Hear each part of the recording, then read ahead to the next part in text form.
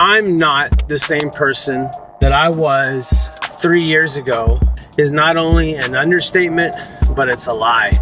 It's an understatement because I am far, far different than the person I was 3 years ago, 2 years ago. But it's a lie because that person, this person 3 years ago was hidden, buried below the ego, my ego.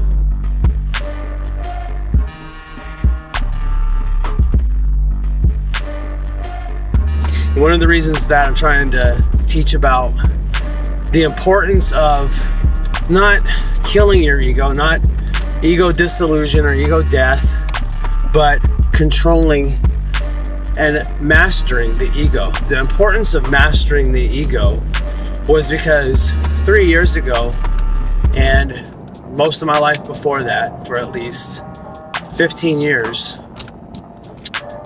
I was controlled by my ego, and as time went by, it got more and more.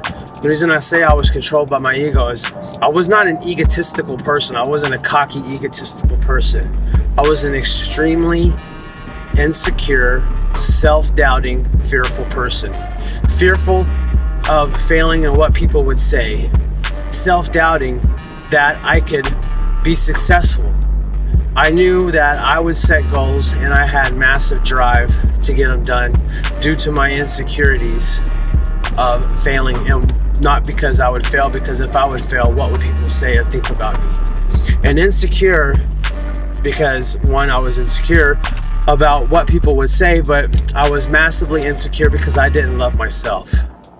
I did a lot of things. I was married for 20 years, and I did a lot of things that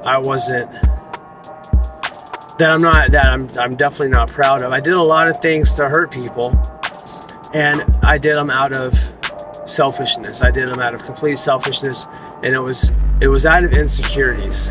I had such a need to feel wanted, and no matter what anyone would do, no matter what anyone did, it wouldn't be enough because I didn't love myself, because the ego has such a control over me that it had me believing that I was never good enough.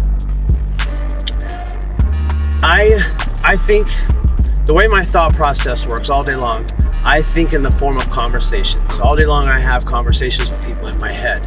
It's almost always a one-sided conversation of me having a conversation, talking to this person.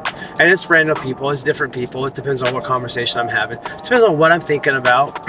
But that's how I think about things. That's how I think about our existence. That's how I think about humanity, our purpose. That's how I think about everything, cause and effect, everything. And I've been learning a lot about infinite intelligence, and I've been learning a lot about collective conscious, and I know that we are all connected in a collective conscious. I know that we are all part of the one infinite creator and infinite intelligence.